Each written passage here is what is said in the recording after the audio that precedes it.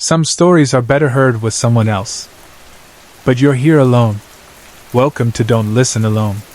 This is 100% ad-free, just you and whatever comes next. Drop your location and the time before we begin. Now, listen carefully. Not everything you hear is part of the story. Back in 2002 or maybe 2003, I was living in Akron, away from my parents, because my mom had decided to send me and my younger siblings there to stay with our relatives for a while, so we could be taken care of and grow up in a quieter place than the city.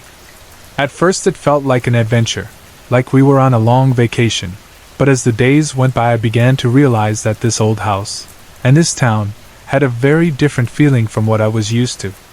The house we lived in was a two-story structure that looked like it belonged to some other time.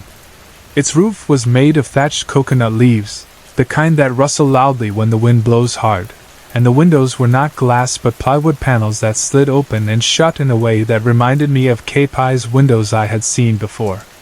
During the day, warm light would filter through the gaps and cracks, and the house smelled of wood, dried leaves, and old dust. At night, however, the same cracks seemed to swallow the light and invite shadows inside. My room was on the second floor, and unlike most modern rooms, it did not have a ceiling. When I lay on my bed and looked up, I could see the underside of the roof, the wooden beams crisscrossing above me, and sometimes I could even catch glimpses of tiny insects crawling along the rafters. The room itself was large, much bigger than what I had back home, but it was divided into two parts because the maids slept there too. There was a simple divider, like a wall that did not reach the roof, splitting the space into a left side and a right side. I slept on the left side, and she slept on the right, and though we shared the same room, the divider made it feel like two separate little worlds. On my side, there was a big window, about 5 feet wide and 3 feet tall, facing out toward the neighboring houses and the open sky. This window was old and badly worn. The plywood panels were already decaying, full of tears and holes where the wood had thinned or broken, and the edges were splintered. You could only open the right panel because the left side had been tied shut with a piece of steel wire, alambra, twisted tight so that no one could push it open from either side. My bed was pushed close to the divider so that my head was near the middle of the room, and my feet pointed toward the door, but the side of the bed ran parallel to the window. There was only about a 2-foot gap between the bed and the window, just enough space for a small table or for someone to walk by if they turned sideways. At night, when I lay there, I always knew that if I stretched out my arm, I could almost touch the worn wood of that window. Because this house was old and the materials were already going weak, every small sound seemed louder, and every small breeze turned into a whisper in the corners.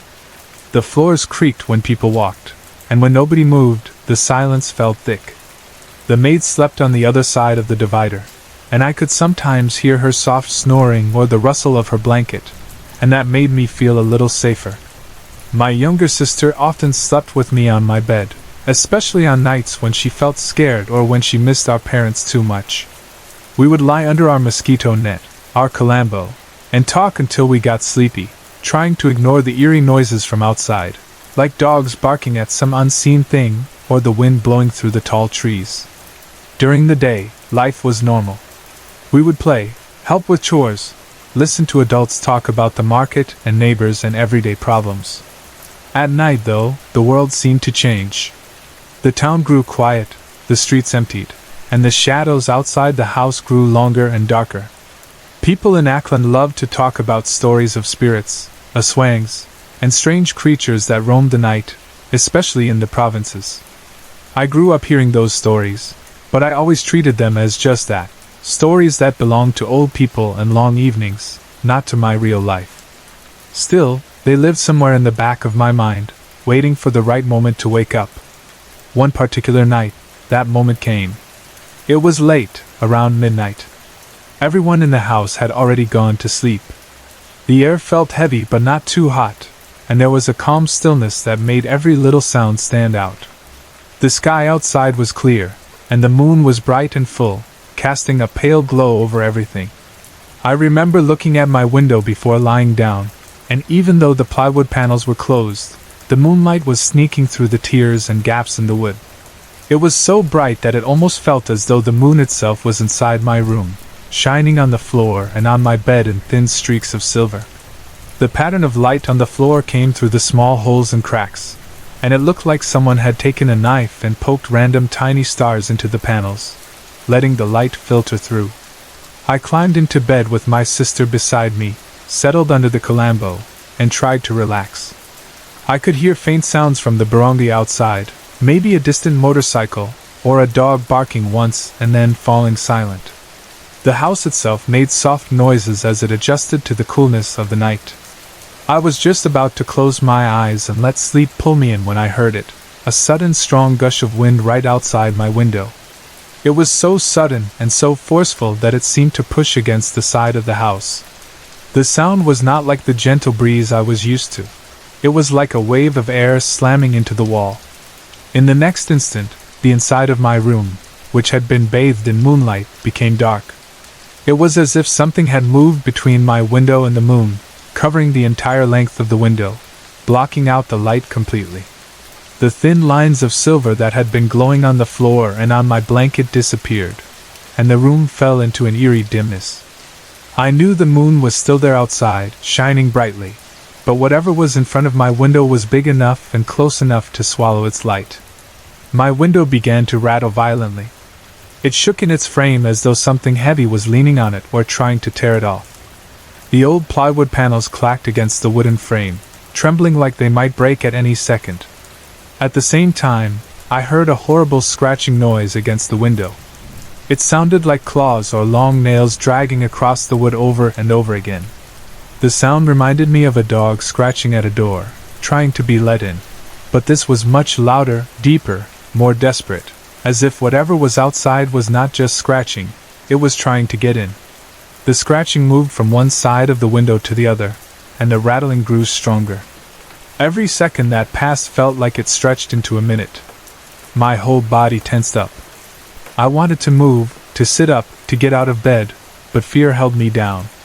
My muscles felt heavy, as if something invisible was pressing me into the mattress. My heart was pounding so hard that I could feel it in my throat.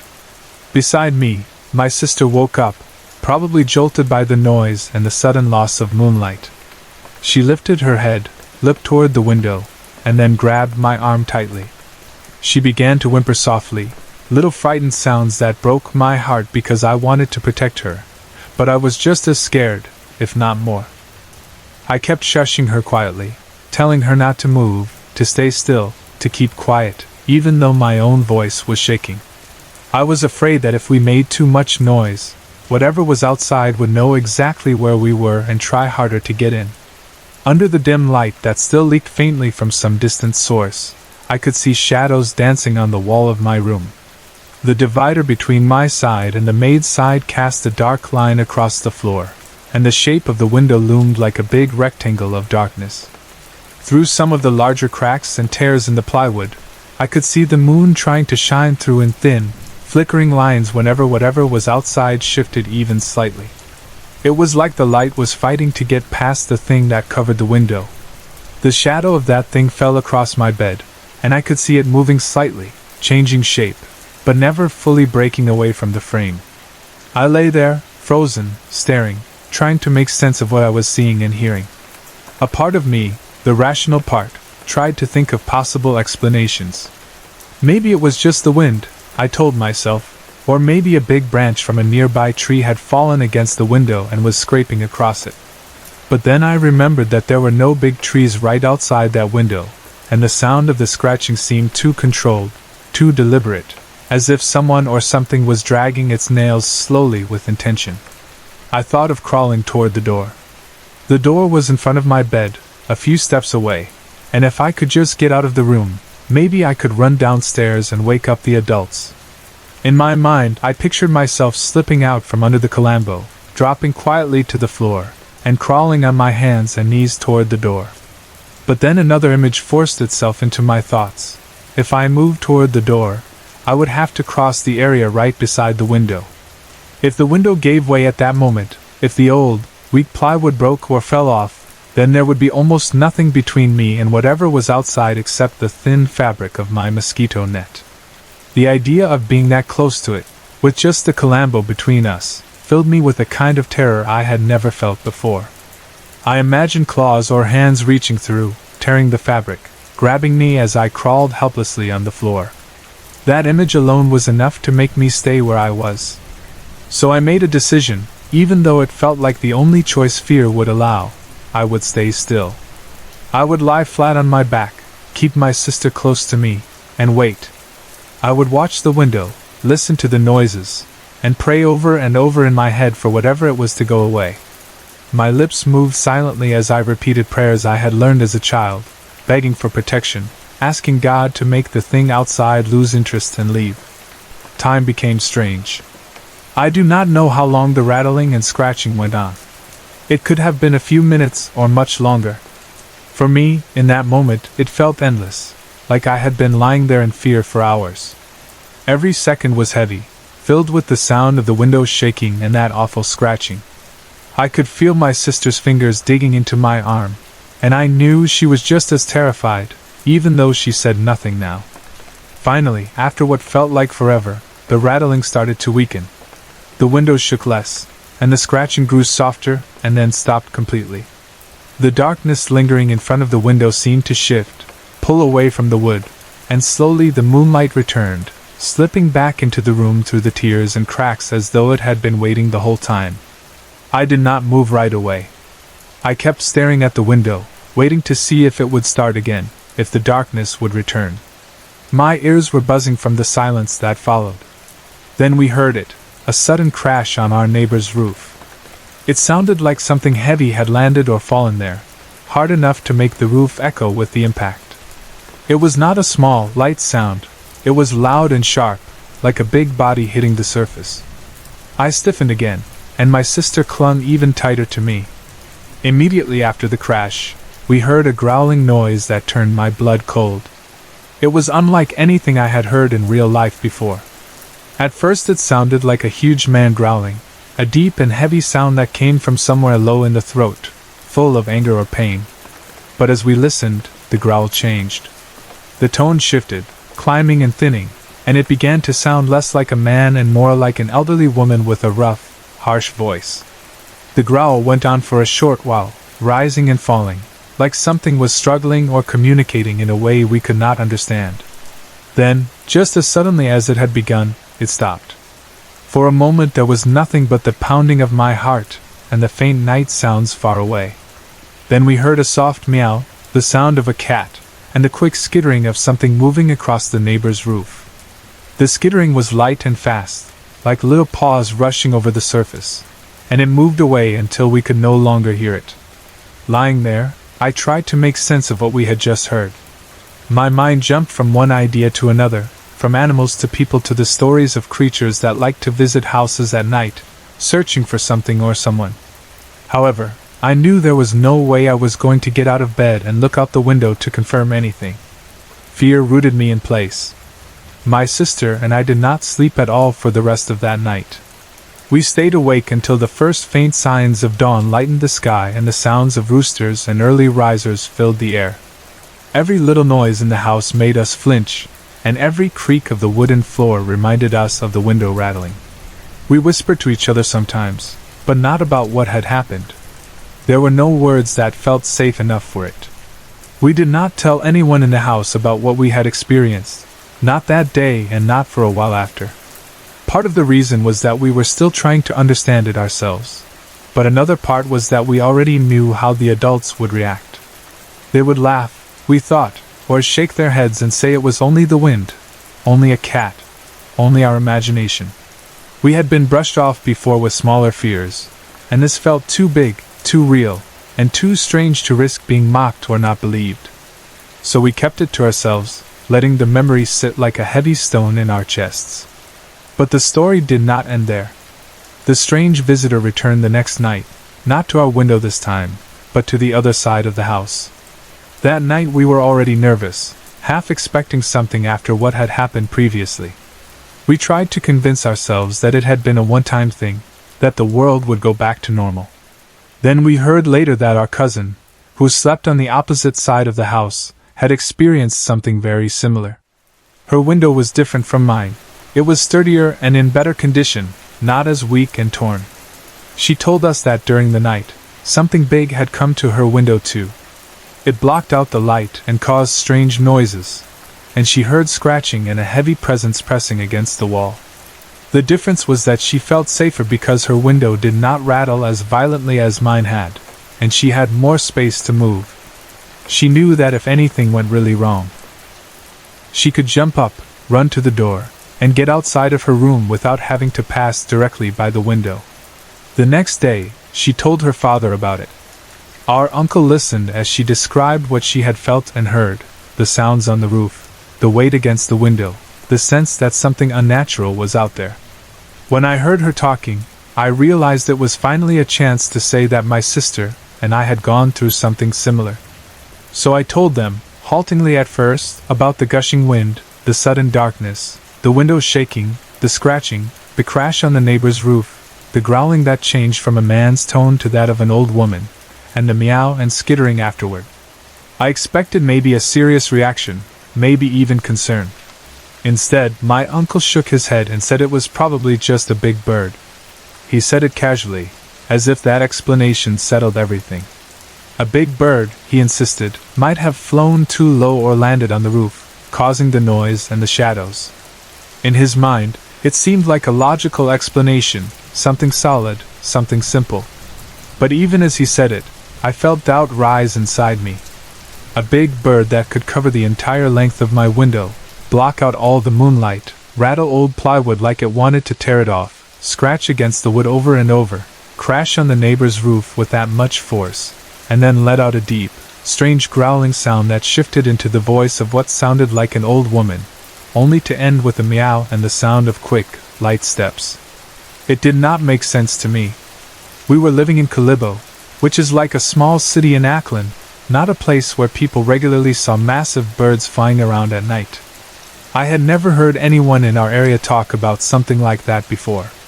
Even with all the stories people shared about supernatural creatures and aswangs, I had never once heard of a big bird that fit what we experienced.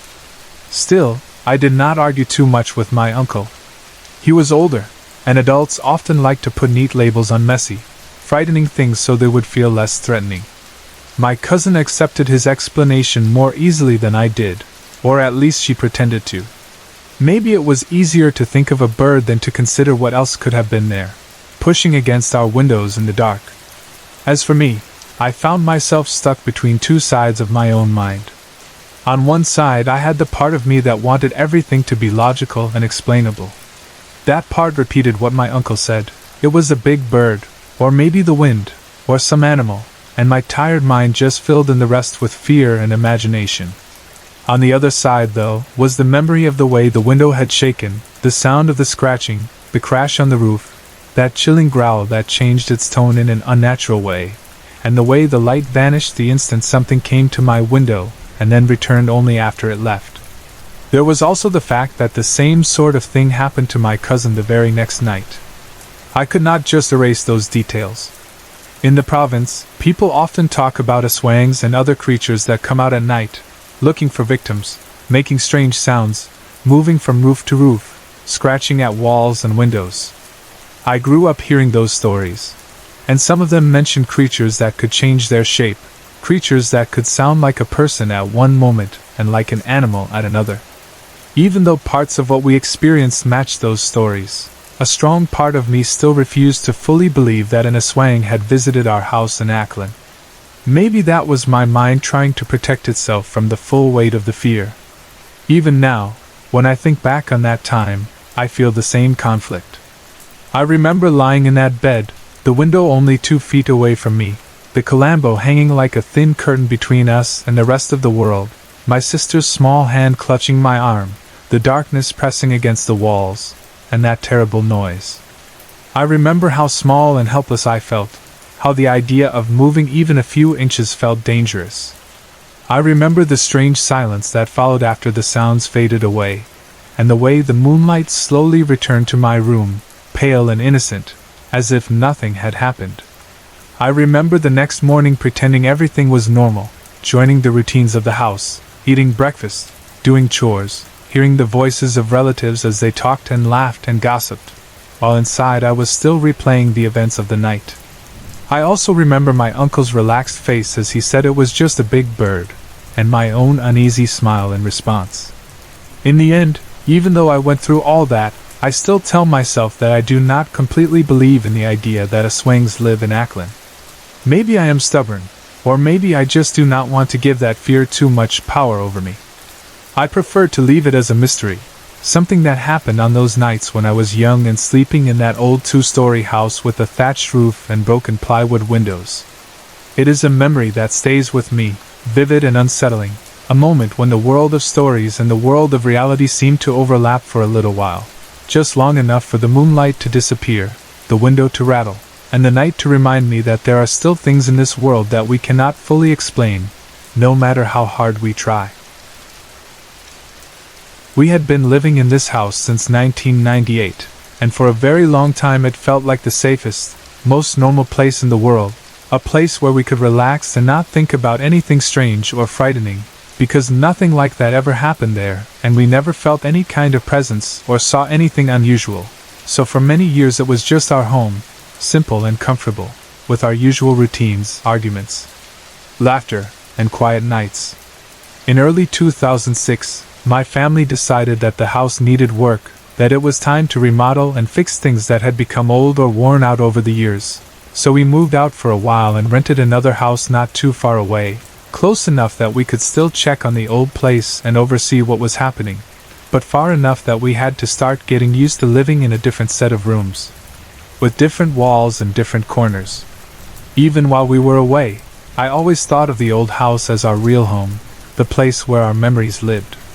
The remodeling took a long time, much longer than any of us first imagined, and it was only in June 2009 that we finally moved back into the house where we had started, happy to see the changes, the fresh paint, the new details, and yet still feeling that familiar sense of comfort because the basic shape and soul of the house was the same. Everything felt peaceful and normal. We went back to our usual habits, our daily lives, and I never thought that anything out of the ordinary would ever happen there. For years, the house had been quiet in that special way that makes you feel safe when you go to bed at night. No unexplained footsteps, no cold spots, no whispers, no shadows moving where they should not be. I never thought of ghosts when I walked down the hallway or went into my room, and I did not grow up jumping at every small sound.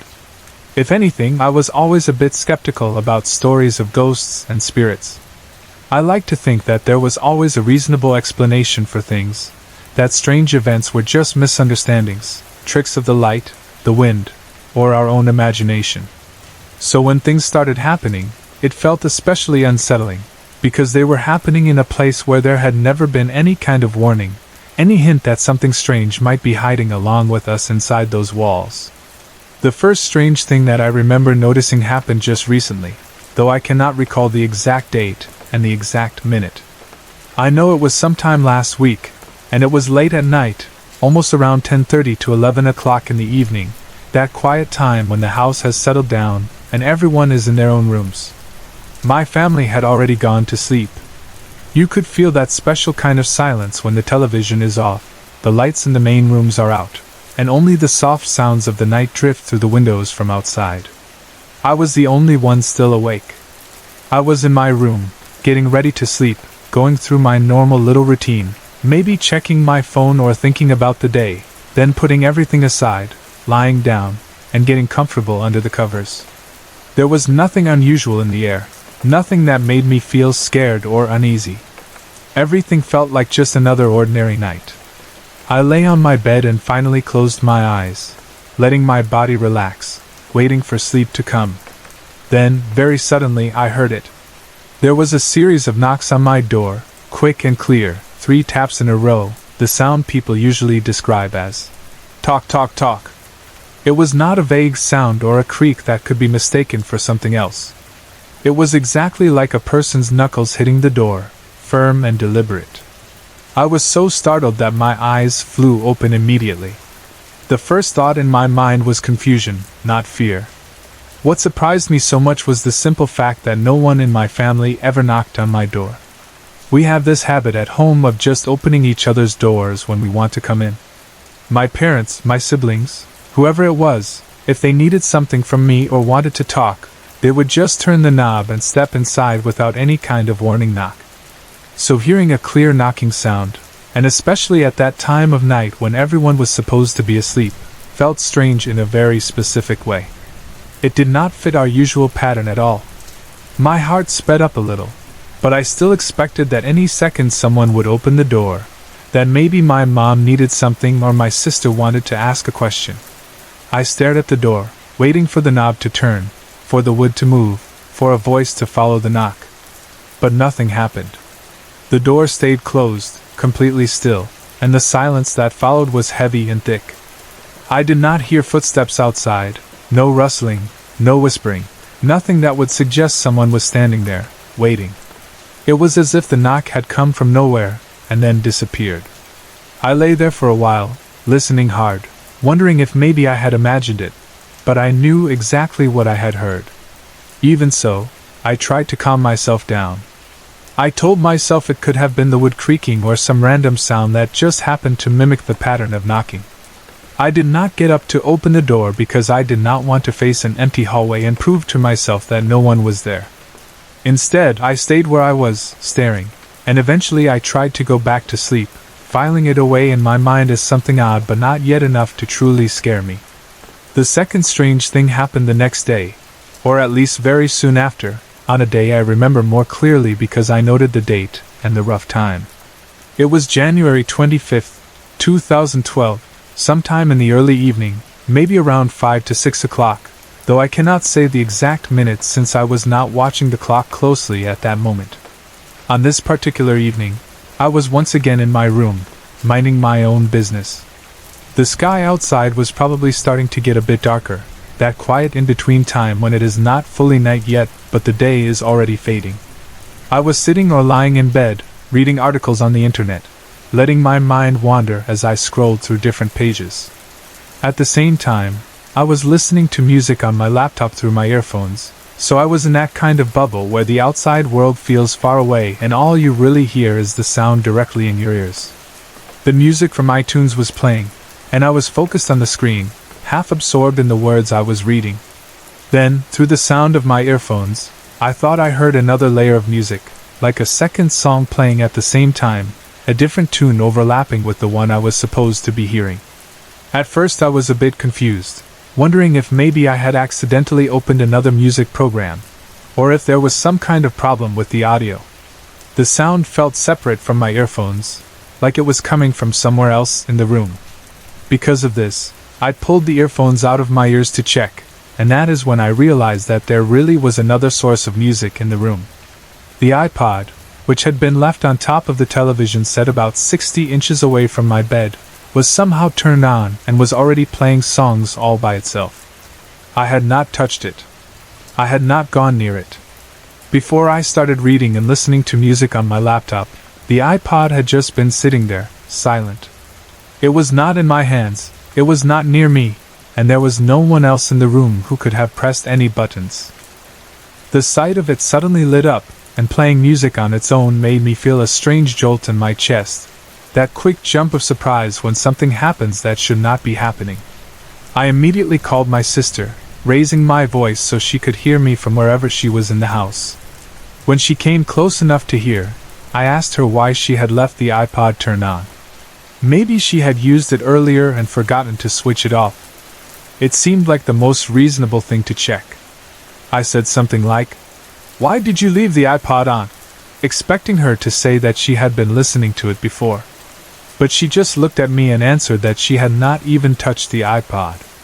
Her voice was simple and honest, and there was no sign that she was joking. It was one of those short, clear answers that leaves no room for doubt.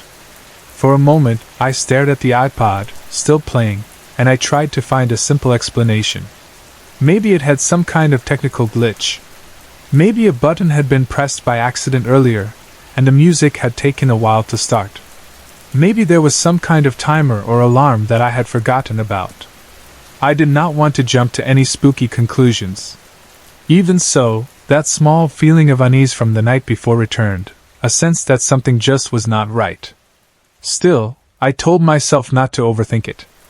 I shrugged off both the first and the second weird experiences, telling myself that I was just being dramatic, that the knocking on the door and the iPod playing by itself were probably just coincidences or minor, explainable things. After all, I have always been a skeptic when it comes to ghosts. I like to believe that there is a normal, logical reason for anything that happens, and I did not want to begin imagining spirits walking through the house every time something unexpected occurred. However, the third strange experience, which happened on the same date as the second one, made it much harder to just brush everything away. That night, after the iPod incident, the hours passed and the evening turned into night. It was around 10:30 in the evening, maybe a bit later, when the third event began to unfold. My sister and I were in our room, getting ready to sleep. The air felt a little warm, and my sister said she felt hot and wanted to switch on the air conditioner. I personally did not feel uncomfortable. The warmth was not bothering me, so I told her that if she really wanted it on, she could go ahead and switch it on herself. She did, and soon the familiar hum of the air conditioner filled the room, the cool air slowly spreading around us. After a while, our mom came into the room and noticed that the air conditioner was running again. She got annoyed, scolding us because she was worried about the cost of electricity. In our home, that is a common concern. Air conditioners can be expensive to run, and parents always think about the bills. Even though she scolded us, she did not leave right away. Instead, she stayed in our room for a few more minutes, maybe because she felt hot too and wanted to cool down, or maybe because she just wanted to sit with us for a while. There was a small sofa in my room, and she sat down on it while we were lying in our beds. At one point, since I prefer to sleep in the dark and my sister, and I find it hard to fall asleep with bright lights on, I asked my mom if she could turn off the lights for us. I mentioned that we did not like sleeping with the lights on, and I wanted the room to be dark so I could rest properly. But my mom refused, saying she did not want to turn off the lights because she is actually afraid of the dark. It is a little funny that even adults can be scared of it sometimes, but that is how she is. She likes to have at least some light in the room or in the hallway so she can feel comfortable. So there we were, my sister and I trying to sleep with the lights still on and the air conditioner running, my mom sitting on the sofa, also in the room. I knew she would eventually go back to her own room, but for the moment she stayed. I looked at the time on my phone. The screen told me it was 10:30 at night. I put my phone aside, closed my eyes, and forced myself to try to sleep even though the light annoyed me a little. As I drifted, still aware that my mom was nearby, something odd happened. I had a dream, or at least what I believe was a dream. In this dream, I saw myself exactly as I had been just before I fell asleep, lying in bed in the same position, in the same room, with the same light and air conditioner. It was a strange feeling, like watching a replay of reality, seeing myself from a separate point of view but with no clear difference between the dream and what had just happened in real life. It was not a wild or fantastic dream. It was exactly like what I had just lived through, which made it more unsettling when I think back on it now. Then, at some point I woke up. When I opened my eyes, I could not see anything at all. The room that had been bright was now covered in complete darkness. There was no faint light from the bulb, no soft glow from the hallway, nothing. It felt like all the light had been swallowed up. It took me a moment to understand that the lights had been turned off while I was sleeping. I lay there quietly, trying to adjust my eyes to the darkness, but there was nothing to see yet. In that thick blackness, I heard a sound, the click and quiet change in noise that happens when someone turns off the air conditioner. I heard it as clearly as if someone had reached for the switch and pressed it. After hearing that, I assumed my mom must still be in the room and had finally decided to turn off both the air conditioner and the lights, maybe after we had fallen asleep, to save electricity while still letting us rest comfortably. The sound was so normal and so clear that I did not question it. I did not move at first. Instead, I pretended to still be asleep because I thought that if my mom realized I was awake she might scold me again, maybe tell me to stop using my phone or ask why I was not sleeping yet. So I stayed still. I lay there in the dark and listened, waiting to hear her footsteps, waiting to hear the soft sound of the door opening and closing as she left the room to go to her own. I waited like that for maybe 5 minutes, maybe more, counting the seconds in my head, expecting at any moment to hear her move. But the room remained strangely silent. I did not hear any shifting on the sofa, no creak of the floor, no sound of the door. The darkness felt heavy, and as the minutes passed, I grew bored and then hungry. I suddenly remembered that I had not eaten dinner that night, and that my stomach felt empty. The thought of food pulled me out of my still, pretending state. I reached for my phone again and checked the time. To my surprise, it was already 12:30 in the morning. Somehow, 2 hours had passed since I had first looked at the time and seen 10:30. I had no idea how long I had actually been asleep. All I knew was that I had woken up in the pitch-black room, heard what I believed was the air conditioner being turned off, and then nothing else. Curious and hungry, I finally decided to get up. I got out of bed and felt my way across the room toward the light switch, moving carefully in the dark so I would not bump into anything. When I reached the wall and found the switch, I flipped it on. I instinctively turned my head down as I did so, because the light sometimes blinked or flickered before it fully turned on, and I did not want the sudden brightness to hurt my eyes. When the light came on, I looked around the room, expecting to see some sign that my mom had been there after I fell asleep, or at least confirming that the air conditioner had been turned off like I had heard. But when I checked the air conditioner, I discovered something strange. No one had turned it off. It was still on. The sound I had heard earlier, the one I was so sure was the air conditioner being turned off, did not match what I was seeing now. The unit was still running, working just as it had before. There was no sign that anyone had recently touched it. The lights had been off, the room in complete darkness, but the air conditioner, according to what I could see now, had not been switched off at all. The realization made a chill run down my spine. I tried to reason it out. Maybe I had only dreamed that sound, the same way I had dreamed about seeing myself before I slept. Maybe my brain had confused the timing of things. But the memory of waking in the dark and hearing that exact sound felt so real. I told myself, once again, not to overreact. I was hungry and a little confused, and that can make things feel stranger than they are. Since I could not go back to sleep right away, I decided to take care of my hunger first. I went to the kitchen, cooked some instant noodles, and made myself some milk tea. I sat there eating, trying to calm my thoughts and make the night feel normal again. After that, I watched some television to pass the time, letting the noise and moving images distract me. The hours moved slowly until morning. At exactly 5 o'clock in the morning, as she always does on school days, my mom came into our room to wake my sister up so she could get ready for school. This was part of our regular routine. When my mom walked in, I saw it as the perfect chance to ask her about what had happened earlier, to clear things up. So I asked her directly, "Mom, did you turn off the air conditioner and the light?" Expecting her to say that she had come in, turned things off, and then gone back to her room. Instead, she looked at me with a puzzled expression, clearly confused by my question. She told me that she had gone to her own room at around 11 o'clock and had not come back to our room afterward until just now, at 5 in the morning. She also said that she had no reason to turn off the light if she had left at 11, since we usually turned it off ourselves when we were ready. Her words did not match what I had experienced. The lights had definitely been off when I woke up after 10:30, and I had heard what sounded just like the air conditioner being turned off.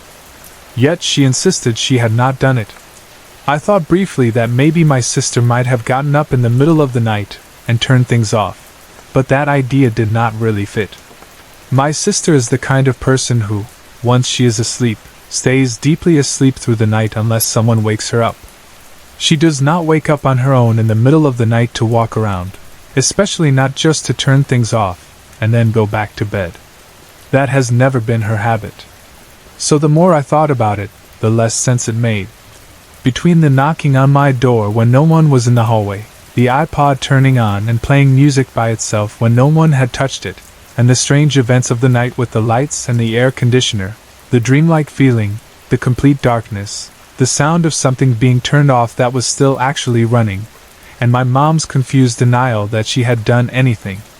The house no longer felt quite as simple and ordinary as it once had. Still, a part of me holds on to my skepticism. I keep trying to tell myself that there must be reasons behind all of this, some chain of simple causes and effects that I just have not figured out yet. Maybe I misheard the knock, maybe the iPod had a glitch, maybe I half-dreamed the sound of the air conditioner and mixed up the times. That is what the rational side of my mind keeps saying. But another part of me cannot help but remember how real it all felt, how sharp the knocking sounded in the silence, how clear the music was when the iPod came to life, how dark the room was when I opened my eyes, and how certain I was when I heard that sound that night. It is in that small space between what I believe and what I experience that the unease lives, quietly reminding me that even in a house we have known and loved since 1998, a house that we remodeled and returned to in 2009, there can be moments when the familiar suddenly feels strange, and we start to wonder if maybe we are not as alone in our rooms at night as we always thought. It was just a normal, simple school day, one of those ordinary days that start and end without anything special, and everyone around me was acting like they always did, busy with their own routines, laughing with friends, hurrying from one classroom to another, complaining about homework, or looking forward to going home once classes were done, and the air had that lazy, familiar feeling that lingers when you are halfway between being tired and just bored. Nothing felt strange or different at first, and I had no idea that this day would turn into one of the scariest days of my school life. At that time, I was part of the campus journalism group, and I was really proud of that because I loved writing, and we were preparing for the division school's press conference, which is a competition for young journalists from different schools, a chance for us to practice and improve our skills and maybe bring honor to our school.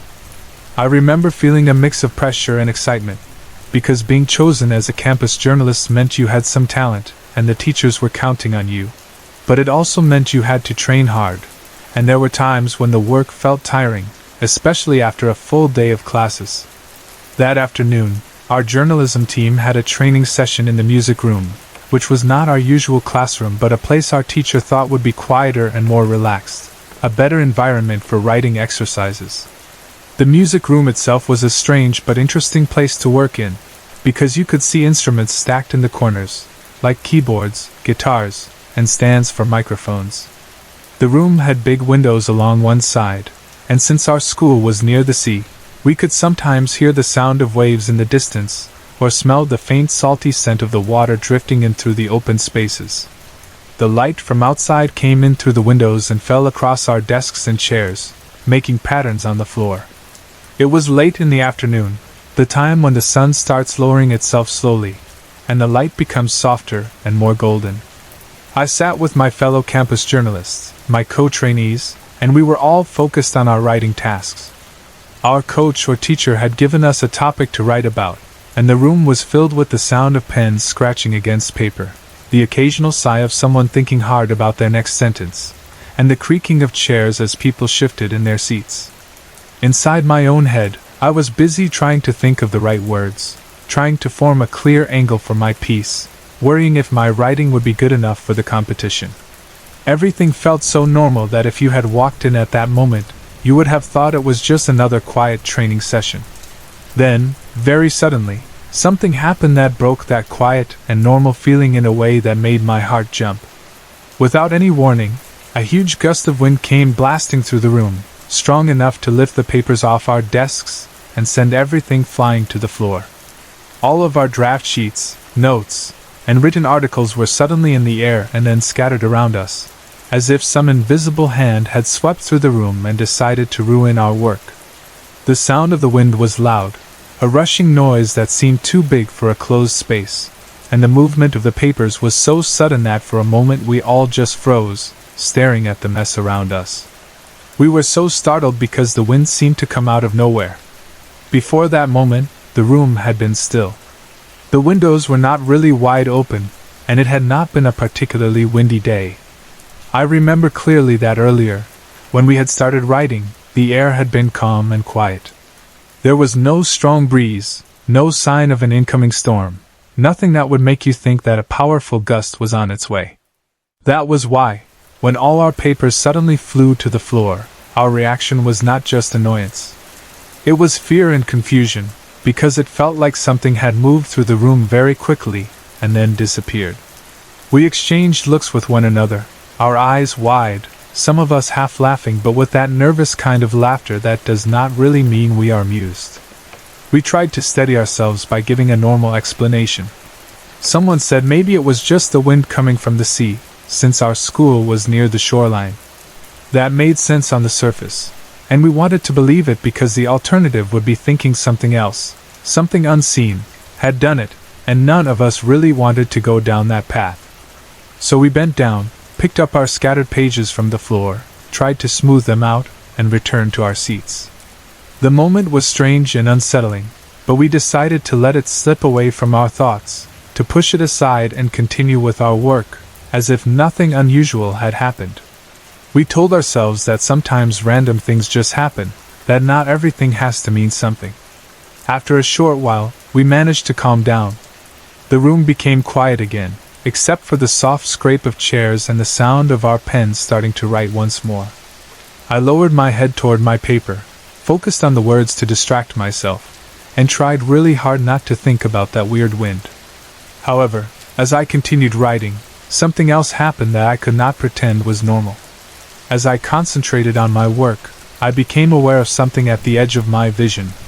Out of the corner of my eye, near the third window, I saw what looked like a white silhouette, the outline of a woman standing there. It was not like seeing a face clearly, more like a shape, a figure dressed in white, just at the edge of my awareness. I kept my eyes on my paper for a moment, frozen, telling myself not to look up right away. I thought that maybe my mind was just playing tricks on me after the wind incident, that I was being too sensitive, that if I looked properly, I would see nothing and feel silly for being scared. So I decided to ignore it, to tell myself it was my imagination. I did not want to be the one to panic and make everyone nervous. But my heart was already beating faster. Then, before I could decide whether to turn my head or not, my friend Raina suddenly shouted. Her voice broke through the quiet room, sharp and full of fear. She cried out something like, "What is that? There's a lady over there." Her words made everyone stop what they were doing. All pens stopped moving, and heads shot up immediately, following the direction of her gaze. Raina was pointing toward the same area near the window where I had seen the white shape out of the corner of my eye. It was clear from her tone that she was not joking. The sound of panic in her voice made my stomach twist. We all turned our eyes to look where she was looking, and there, near the third window, we saw what she was talking about. A figure like a lady, dressed in white or covered in something light-colored, was visible near the window.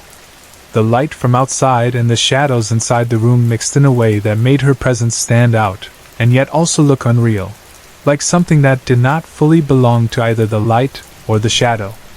I cannot even say I saw her face clearly, but the shape, the outline, the feeling that someone or something was standing there watching us, was enough to send a wave of fear through everyone. It was like time stopped for a second and then exploded into chaos. The next thing I knew, everyone in the room started scrambling to get out. Chairs toppled. Bags were grabbed in a hurry, and people began pushing and running toward the door, shouting in fear. The calm, quiet atmosphere from before was completely gone. Nobody cared about the papers on the floor anymore. No one even thought about turning off the lights or putting things back in order. All that mattered was getting out of that room, away from that window, away from the strange woman we had just seen. We poured out into the hallway, bumping into each other, our footsteps loud on the floor, our breaths fast and uneven. It was already nearing 7 o'clock in the evening when we left the room, that time when the sky is turning darker, and the school corridors start to feel emptier and more shadowy, especially in areas where there are fewer people. The sun was almost gone, and the artificial lights in the building were the only thing keeping the darkness away. Usually, by that time, Most students are already on their way home, and the sounds in the school die down to just a few voices here and there, the echoes from the guard area, or the noise of some staff packing up for the day. Now, our shouting and rushing footsteps broke that usual quiet. As we ran through the corridors, nobody even tried to act brave. We were honestly scared. No one dared to go back to turn off the lights in the hallway or in the music room. Normally, we would have turned off the lights before leaving, because we were used to being told not to waste electricity, and teachers would often remind us to make sure things were properly shut. But this time, the thought of going back into that room or even near it was too frightening. We just left the lights on and kept going, because fear was stronger than any rule about electricity.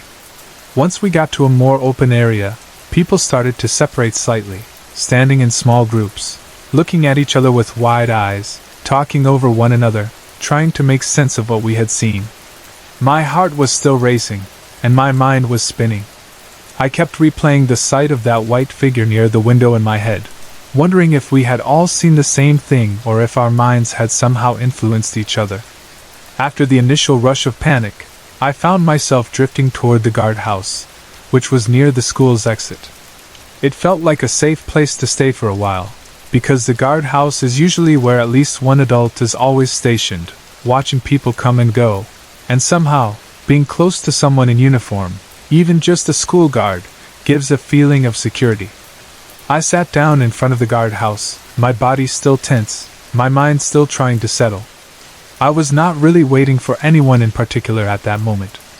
I did not know if I was waiting for a friend, for someone to accompany me home, or just waiting for my own heartbeat to slow down. I just sat there, letting time pass, letting the air cool my face. Across from where I was sitting, about 10 yards away, there was a washing area near the boys' comfort room, a place where students sometimes rinsed their hands or washed things during the school day. It was not really a place I usually paid much attention to, but as I sat there thinking about what had happened in the music room, my eyes were strangely pulled in that direction. It was like something inside me whispered that I should look there. I do not know why, but my gaze kept returning to that area. The sky was darker now, and the outdoor lights around the school had been turned on, but there were still shadows around corners, and the spaces between buildings felt deeper.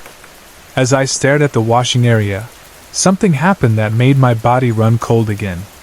From behind the edge of the structure, a little girl suddenly peeped out and looked straight at me. She was small, clearly a child, and she was wearing a red shirt that stood out against the dim colors of the surroundings. Her hair was very long, much longer than what you normally see on little girls, and it hung around her face and shoulders in a way that made it difficult to see her features clearly, but I could still tell that she was staring in my direction. The sight of her was so sudden and strange that I froze again, not out of shock this time but out of confusion. I sat there, my eyes locked on her, trying to figure out who she was. Was she a student? Was she someone's sibling who came along after school? Was she a child from a nearby house or neighborhood? There was something unsettling about the way she appeared, just silently looking at me from that distance, not moving, not waving, not smiling. It was as if she was not really part of the normal after-school world. I leaned forward slightly on the bench or chair where I was sitting, trying to see her more clearly, to focus on her face, maybe catch some detail that would make everything feel normal. As soon as I did that, as soon as I tried to get a better look, she immediately disappeared. She pulled back and hid behind the washing area again, as if she did not want to be seen anymore. I waited, expecting her to come out again, to peek out once more, but she did not. The seconds passed, and the area remained still, as if she had never been there in the first place. That was when the confusion inside me deepened. If she had been a normal child playing around, I would have expected her to move again, maybe walk away, maybe come closer, maybe be called by someone. But nothing happened. She simply peeped out once, looked at me, and then hid again, never appearing after that. I felt a strange chill in my chest, a nervous feeling that made my hands a bit cold. My mind was full of questions. Who was that little girl? Why was she there at that hour? Why did she look at me like that and then hide?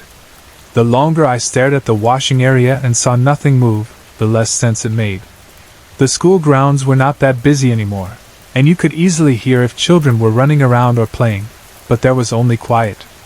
Unable to keep those questions to myself, and needing to know if someone else had seen what I saw, I turned to someone nearby. Our choir organist, Eight Divine, was also there, and I decided to ask her. She was someone older than me, someone responsible, and I thought that if she had also seen the girl, then maybe it would confirm that nothing supernatural was going on, that it was just a real child.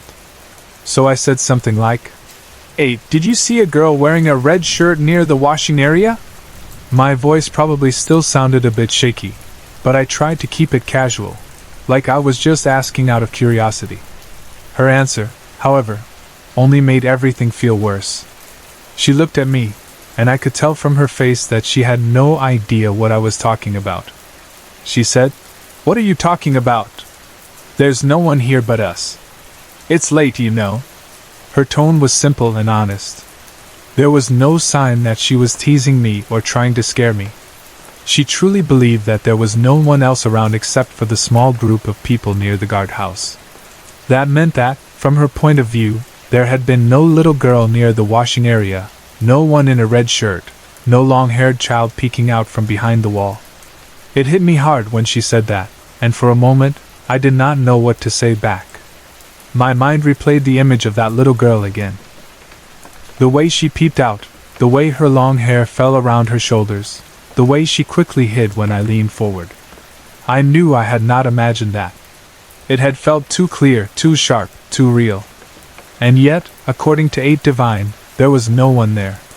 As I processed her answer, I realized that I must have looked very pale and shocked, because a kid who was sitting beside me, someone younger, looked up at my face and asked, "Big sis, what's wrong? Are you sick?" The fact that even this child noticed that something was off about me made me realize how shaken I really was. I must have gone quiet, my expression frozen as my thoughts raced.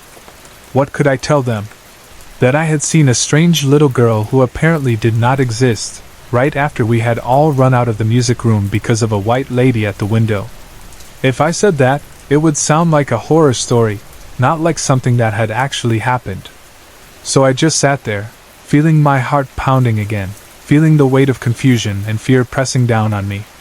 The question that formed in my mind then has stayed with me ever since. Who was that girl? Was she really just a normal child who happened to be in the wrong place at the wrong time and somehow avoided the attention of everyone else? Or was she something else, something that could be seen only by certain people at certain moments? Was she connected in some strange way to the woman in white we had seen at the window earlier that evening, or was it just a terrible coincidence that both things happened on the same day? I do not have any clear answers even now.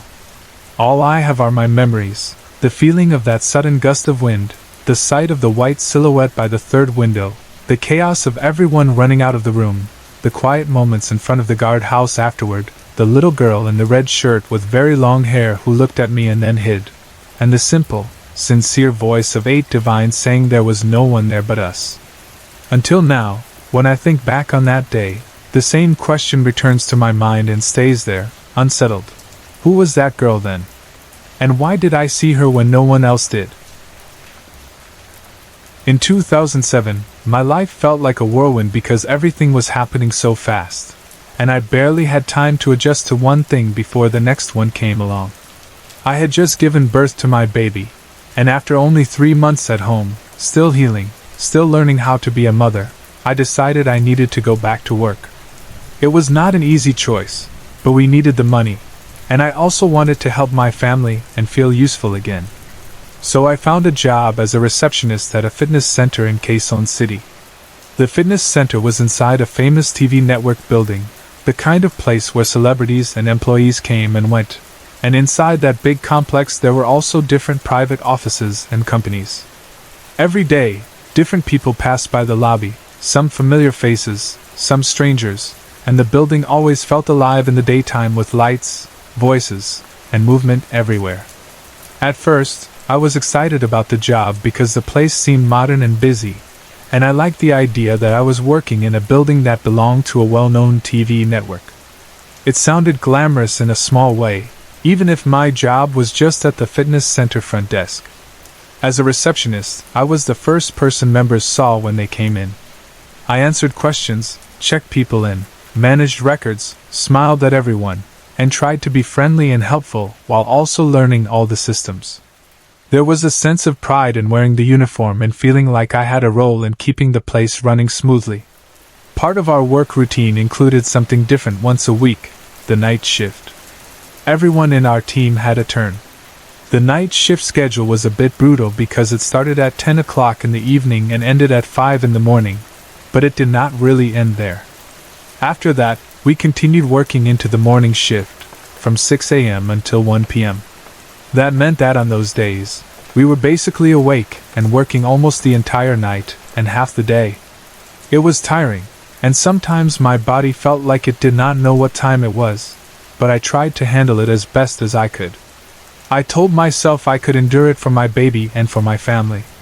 One of our responsibilities during the night shift was to manually key in the credit card payments of members who had missed or failed to pay their monthly dues on time. During the day, this might be handled by automatic systems or regular transactions, but at night we had to sit in the office with a machine and input the details one by one, checking records, typing numbers carefully, and making sure everything was correct. It was repetitive, quiet work, and because it was done during the night, the atmosphere was very different. The bright, noisy energy of the daytime was gone, and the fitness center became a silent place where every small sound stood out. As I became more familiar with the job, my colleagues started sharing stories with me about the fitness center and the building itself. They told me that the place was said to be haunted. Some of them claimed they had seen shadows moving where no one should be, and they would describe how, late at night, they sometimes noticed dark shapes passing between the rows of gym equipment, or near the treadmills and weight machines, even when the fitness floor was already closed and all the members had gone home. Others talked about strange feelings in the shower rooms, how they sometimes felt like they were not alone there, like someone was watching them even when they knew they were the only one inside. Some heard footsteps or strange soft noises when the locker rooms were supposed to be empty. A few of my coworkers seemed genuinely afraid of these stories, while others just laughed them off as if they were part of the building's history, like a local legend that everyone knew about and told the new employees for fun. At first, all of this did not really bother me. I listened to them and nodded, but in my mind I told myself that these were just ghost stories, the kind people love to share when they have to work at night in quiet places. I thought maybe they were exaggerating or just trying to scare the new girl. I was more focused on adjusting my body to the night shift, drinking coffee to stay awake, and thinking about my baby at home.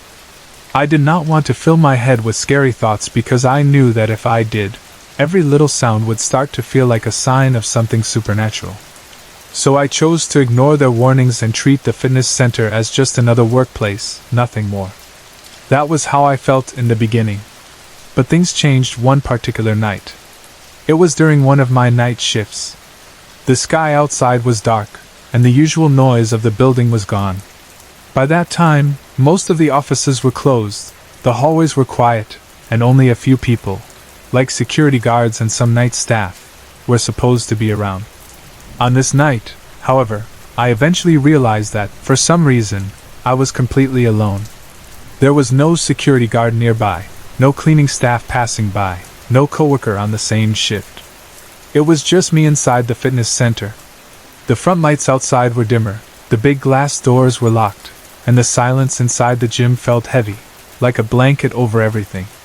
After I did my usual closing routine, I checked the fitness center one last time. I walked past the empty treadmills, the stationary bikes, and the rows of weights. The mirrors reflected my movements back at me, making it look like there were several versions of me walking through the room, but I knew there was only one. I made sure all the equipment was turned off, checked that the doors to the shower rooms were closed, and confirmed that no members remained inside. Once I was satisfied that everything was in order, I locked the entrances and went back to our small office. The office was where we kept our files, the credit card machine, and a small table where we could eat. Since it was late, and there was nothing else to do between my tasks, I decided to have my dinner. I heated my food or opened my packed meal, sat down, and to keep myself from feeling too lonely, I turned on some music. The sound from my player or computer filled the room softly, just loud enough to drown out the empty silence outside. Eating and listening to music made me feel a bit more relaxed, a bit less alone. After I finished eating, it was time to do my main night shift task, the manual key-in of the credit cards. I took the stack of records and started typing the details into the machine, one number at a time, carefully checking each number. The work required focus, but since it was quiet and repetitive, my mind sometimes drifted. It was then, while I was in the middle of typing and reading numbers, that I heard it, the sound of footsteps. They were not loud, more like regular footsteps of someone walking across the floor, steady and clear enough that I could distinguish them from the sound of my own movements, or the soft music playing nearby. The steps sounded like they were coming from the direction of the gym floor, where all the equipment was. At first, I decided to ignore it. I told myself it could be the building settling, or maybe a sound from upstairs or downstairs echoing strangely through the walls. I did not want to overreact, so I kept my eyes on my work and my fingers on the machine. After a while, though, I started to feel something else, something harder to ignore. I began to get the strong feeling that I was not alone in the room anymore. You know that sensation, when your skin seems to know someone is standing behind you or watching you, even if you have not turned around yet. It felt exactly like that. It was as if there was another presence there with me, someone just out of sight, standing quietly and watching what I was doing. Every now and then, I would have the urge to look over my shoulder or toward the door, but I forced myself not to, because I did not want to see something that would frighten me. I told myself it was just my imagination reacting to the stories I had heard, nothing more. In spite of my determination to stay calm, the feeling grew stronger. It was not just the sense of being watched. The temperature of the room seemed to change too. At first, it had been the normal kind of indoor temperature you would expect at night, not too warm, not too cold. But now, I began to feel a noticeable chill. The air seemed to get colder around me, like invisible cold fingers were sliding over my arms. That was especially strange because we were not allowed to turn on the air conditioning at night. It was company policy, maybe to save electricity, and I knew I had not touched the controls. The air conditioner was off, and yet I could feel the temperature dropping. For a moment, I stopped typing and just listened, trying to understand what was happening. They had told me before that the place was haunted, that shadows appeared near the equipment and the showers, but until that moment, those were just stories to me. Now, alone in the office with invisible footsteps and a sudden coldness, the stories began to feel more real. Still, my stubborn side did not want to give in. I told myself, again, that it might just be my mind playing tricks on me, combining my tiredness, the late hour, and the stories I had heard into something that felt scarier than it actually was. So I decided to keep working, to ignore the feeling as best as I could. Time passed, and the night moved on. Around 3 o'clock in the morning, that time when the world outside is at its quietest, and even the city seems to sleep, I started feeling very sleepy. My eyes grew heavy, and my head felt like it wanted to rest on the desk. It had been a long night, and I still had the morning shift ahead of me, so I thought I should at least try to rest for a while. In the lounge area of the fitness center, we had big single couches. They were wide enough for one person to lie down on and comfortable enough to sleep on for a short time. The couches were blue and red in color, and they were very heavy, too heavy to lift easily on your own. You could not just pick one up and move it. You had to drag it if you wanted to rearrange them. I walked to the lounge, feeling the sleepiness in my body, and decided to make a kind of makeshift bed by dragging one blue couch next to another blue couch, connecting them so that I would have more space to lie down. The sound of the legs scraping lightly across the floor echoed a bit in the empty room, but I did not think much of it. Once I had the couches in place, I laid down and tried to find a comfortable position. The cushions were firm but soft enough, and I could feel the tiredness pulling me down quickly. The lights in the fitness center were probably dimmed, and the stillness of the empty gym wrapped around me. Even though I was a bit uneasy from what had happened earlier, exhaustion was stronger. My last clear memory before falling asleep was the quiet hum of the building and the shadows of the machines all around. I do not remember how long I had been sleeping. It could have been minutes, or maybe an hour or more. All I know is that I woke up suddenly and violently. I was lying on the connected blue couches when I felt them shaking underneath me. At first, it was like a small movement, but very quickly it turned into a strong, violent shaking. The whole couch I was lying on seemed to tremble and move, as if someone very strong was pushing it back and forth or trying to shake me awake. My body jolted with emotion, and in that scary, half-awake state, my heart began to pound. The shaking did not feel like something caused by a person casually bumping into the furniture. It felt deliberate, powerful, and focused. As I tried to understand what was happening, my eyes turned to my right side, and that was when I saw her. Standing beside me, on my right, was a woman dressed in white. She was very close, near the couch where I lay, only a small distance away. I could not see her face clearly because she was standing in a sideways position, as if she was turned slightly away from me. The angle of her body and the way her hair fell made it hard to see her expression. She had long hair, dark and flowing, and it fell over her shoulders and possibly part of her face. Her dress was old-fashioned, not like the clothes people wear today. It was white, and the style reminded me of something from many years ago, maybe decades before I was even born. The fabric seemed simple but dated, suggesting she did not belong to the current time. She did not speak. She just stood there, while the couch shook and my heart hammered in my chest. In that moment, terror flooded through me. All of the stories my colleagues had told me about the gym being haunted, all the shadows, all the strange feelings in the shower rooms, everything came rushing back into my mind at once. I realized that I was experiencing something they had tried to warn me about, and it was happening to me directly, in the most vulnerable situation, half asleep, lying down, with no one else around to help me. I wanted to scream, to jump up and run, to call someone, but my fear was so great that my body would not move the way I wanted. Instead, my reaction was to shut down. I did the only thing that I felt I could do in that terrified state. I closed my eyes tightly again. I squeezed them shut as if by doing so I could erase what I had seen, as if closing my eyes would somehow protect me from her. I began to pray, over and over again, my thoughts racing but my words simple. God, please help me, help me, help me. Please wake me up. Please, please, please. I repeated those words in my mind like a mantra, clinging to the hope that if I prayed hard enough, whatever was happening would stop. For a few seconds, or maybe longer, it felt like an eternity to me. I lay there with my eyes closed, feeling the shaking of the couch and the weight of fear pressing down on me. Time stretched out, and every single second felt heavy and long. I did not know if she was still standing beside me, if she was moving closer, or if she was reaching out. I did not dare to look. I kept praying, begging to be freed from that moment. Then, finally, the shaking stopped.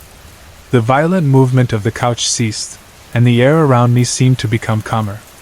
I waited a little longer with my eyes still shut, listening, sensing, trying to gather the courage to look. When I felt sure that the couch was no longer moving and the heavy feeling had lightened, I slowly opened my eyes. When I looked to my right, the woman in white was gone. There was no one standing beside me anymore. The space next to the couch was empty, just a regular part of the lounge again. My heart was still racing, and my body felt weak, but the terrifying image of her was burned into my memory. I knew what I had seen. I knew what I had felt. I stood up carefully from the couch, my legs shaking a little, and decided that there was no way I was going to lie down again. I walked to the table near the entrance door of the fitness center office area. Being closer to the door made me feel slightly safer, like I had an escape route if something else happened. I sat or stood there, trying to calm down, telling myself to breathe slowly, trying to convince my body that the danger had passed. I could not bring myself to close my eyes again, not even for a moment. Sleep was impossible after what I had just experienced. The rest of that early morning felt incredibly long. I watched the clock, listened for every little sound from the hallways outside, and waited for signs of life from other people. I knew that at around a certain time, the lady guard would arrive. She was usually on duty in the morning, and I held on to the idea that once she was there, I would at least not be alone anymore. Finally, when she arrived for her shift, I felt a huge sense of relief. The very first thing I did was go take a shower, trying to wash off the cold sweat and the lingering fear from my skin. Under the water, I tried to feel normal again, to remind myself that I still had the rest of my shift to get through and that I needed to pull myself together. After showering, I changed and prepared myself for the morning shift, putting on my uniform and doing the little things that made me look presentable again. I then had my breakfast, trying to eat even though my stomach was still tight from the fright. Later, when there was a moment to talk, I told the lady guard what had happened, how I had heard footsteps, felt the temperature drop, and then later how the couch had shaken and I had seen the woman in white standing beside me. I described her old-fashioned dress, her long hair, and how I could not see her face clearly because she was turned sideways. As I spoke, I watched the guard's face carefully, trying to see if she would call me crazy or laugh at me. But instead, she just nodded and told me that things like that were already normal there. When I shared the story with some of my other colleagues, they reacted in the same way. They were not surprised or shocked. They acted as though my experience was simply another entry in a long list of similar stories that had happened in that fitness center over the years. Hearing them say it was normal did not really make me feel better. In fact, it made me realize that I had stepped into a world they already knew about, a side of the place that I had refused to believe in at first. From that night on, I never looked at the fitness center the same way again, and even though I still tried to be rational and calm, a part of me would always remember the shaking couch, the sudden cold, and the silent woman in white standing beside me in the lonely hours of the night. I have never seen a ghost in my entire life, and to be very honest, I do not wish to see one at all, not even by accident, not even for a second, because I know myself well enough to understand that if I ever clearly saw something like that, I would probably never sleep peacefully again, and it would live in my head forever, playing over and over like a scene from a horror movie that I could not shut off. So whenever strange things happen around me, I always try my very best not to label them as ghost experiences, right away, even when they are unexplainable, because I do not want to scare myself more than necessary. There have been a few weird things in my life that I honestly cannot explain in a logical way, like the sliding windows in our house suddenly opening by themselves even when there is no wind at all, and I really mean no wind, nothing strong enough to move those windows because they are not light curtains fluttering in a gentle breeze but actual solid sliding windows that require a bit of effort to open. Or times at night when I am already lying in bed and the house is quiet, and I would hear this distinct tapping sound on the wall, like someone lightly knocking, tap tap tap, in a rhythm that sounds intentional, not like random pipes or the house settling. Still, even then, I would tell myself it could be anything, maybe metal contracting with temperature, maybe rats somewhere in the wall, maybe neighbors making some little noise. Anything is better than letting my mind say, ghost, and sending my imagination into overdrive. I live on the 3rd floor of a 3-story house, which already gives you that feeling of being high up and a bit separated from everything else. And over the years I have heard a lot of creepy stories about this house, mostly from relatives who have lived there longer than I have or who are more open about these things than I am. My aunt, who owns the house and knows its history better than anyone, has shared several stories about strange things she has seen. She would tell me that she sometimes sees a kid running around, a small figure darting quickly through the hallways as if playing, but when she looks closer, there is no child there and no kid in the house who fits that description. She has also said that she has seen an old lady on the 2nd floor, a woman who does not match any living relative's appearance, and who appears quietly in certain spots, like a lingering memory that never fades. There were also times when my aunt talked about seeing the shadow of a man standing by the kitchen, not a solid figure but a dark shape, like the outline of a person, staying in the corner of her eye, and when she turns to look straight at it, it would vanish or become just a normal shadow from the furniture or light, and she would say these things in a serious tone, not like someone telling a joke. but like someone simply describing something they have come to accept as part of the house. All of these stories formed a kind of background atmosphere for me, a quiet knowledge that other people had seen things here, even if I personally had not, and while they made me uneasy, I still tried to keep a polite distance from all of it in my mind. I always thought, that's their experience, not mine, and I tried not to invite anything more by being too curious. The story I am about to share is not exactly about something I saw with my own eyes. Instead, it is about something that happened in my house, at a time when I was there. But the main experience belongs to my friends, and what they later told me has stayed in my mind ever since.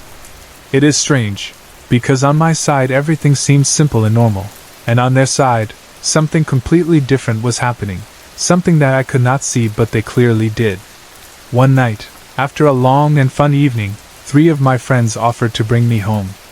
At that time, one of those friends, who is now my boyfriend, already had this reputation among us, this special ability, because he can see ghosts.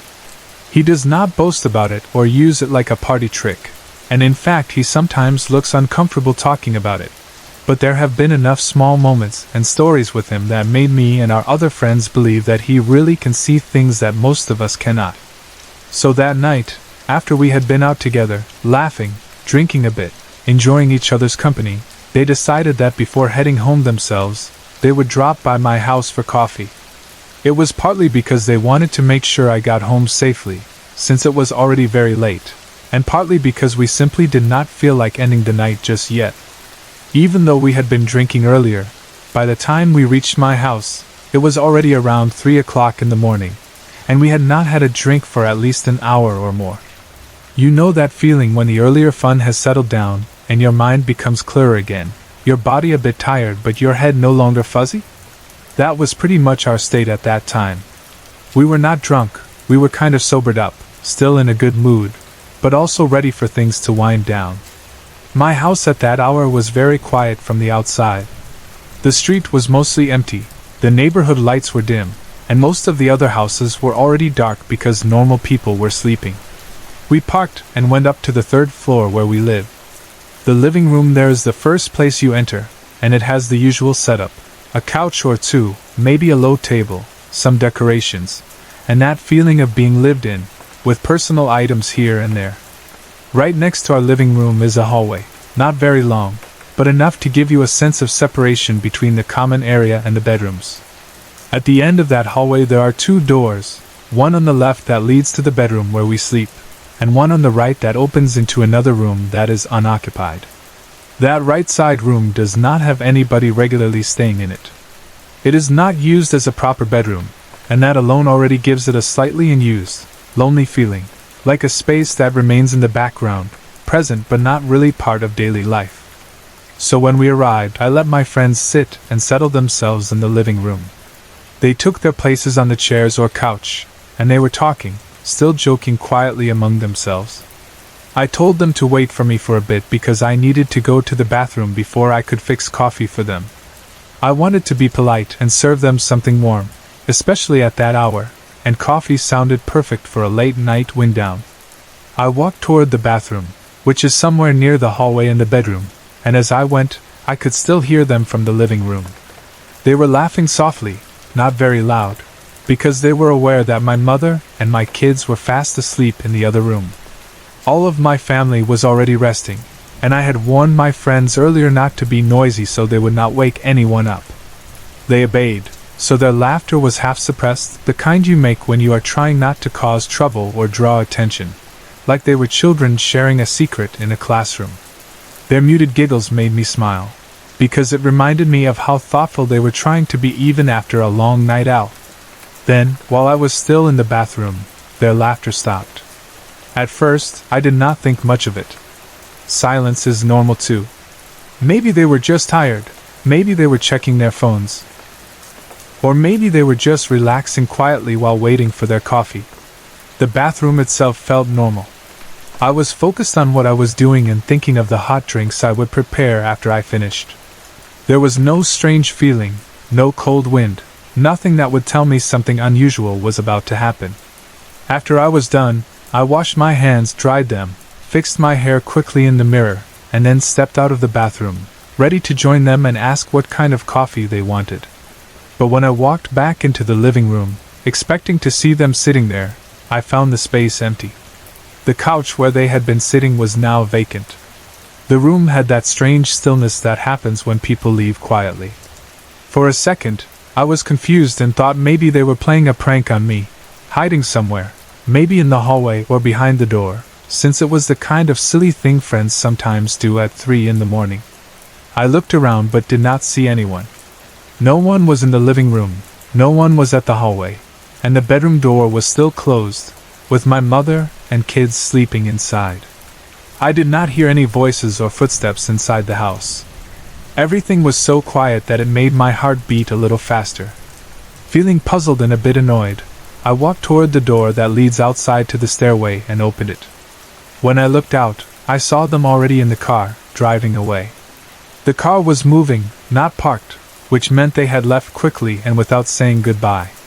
They had the window opened, so I could see their faces turned upward, looking in my direction. At that moment, they were staring up at me, watching me as they were pulling away from the house, and I felt this sudden wave of irritation. I had left them for just a few minutes to use the bathroom, and instead of waiting patiently for coffee like they said they would, they had just left without telling me anything, in the middle of the night, after going to the trouble of bringing me home. It felt rude and childish, and I reacted the way someone close with their friends might react. Instead of shouting across the distance, I raised my hand and gave them the finger in a playful but clearly annoyed way. It was like saying, "Thanks a lot for leaving me, jerks," but without words. I did it with the kind of attitude that says, "You'll hear from me later," but I did not think too deeply beyond that. I did not see anything strange beside me, nothing in the corner of my vision, no shadow, no extra person. From my perspective, I was alone at the doorway, my arm raised, my face probably showing that mix of irritation and amusement you give friends when they do something unexpected and slightly annoying. After that, I went back inside the house, closed the door, and assumed they must have had some reason for leaving so suddenly, maybe a family emergency message on their phones or a sudden feeling of tiredness that made them want to go home fast. I told myself I would just ask them about it in the morning. That night, nothing else unusual happened for me. My mother remained asleep in the bedroom with the kids, undisturbed by anything. The house stayed quiet. Eventually, after calming down, I must have gone to bed as well. The next morning, as soon as I had the chance, I messaged or talked to them, asking them to explain what had happened, why they just disappeared from my living room without even saying goodbye, and why they drove off so quickly like they were being chased by something. I expected them to laugh and give some simple excuse, like they were too sleepy or they suddenly remembered something important, but their answers were not light or funny at all. They told me what had happened from their point of view, and it was very different from my simple version of going to the bathroom and coming back. They said that while they were sitting quietly in the living room, talking softly and laughing, trying not to wake anyone, they suddenly heard footsteps in the hallway. The sound was clear, like someone walking with purpose, moving closer, not just a random creak. The hallway, as I mentioned, leads to 2 doors, the bedroom where my mother and kids were sleeping, and the unoccupied room. At that hour, around 3 in the morning, my friends knew that the only other person in the house who might be walking around was my mother. They thought maybe she had woken up, heard our voices, and was coming out to check on us, maybe to make sure we were not being too loud or to see who was there with me. Not wanting to cause trouble or disturb her, my friends immediately grew nervous and uneasy. The idea of being caught hanging around in the living room at 3 a.m. with laughter and late-night energy, by a mother who might be tired and protective, was enough to make them want to avoid any awkward interaction. So, thinking it was my mom walking toward them, they panicked and decided to leave quickly before she reached the living room.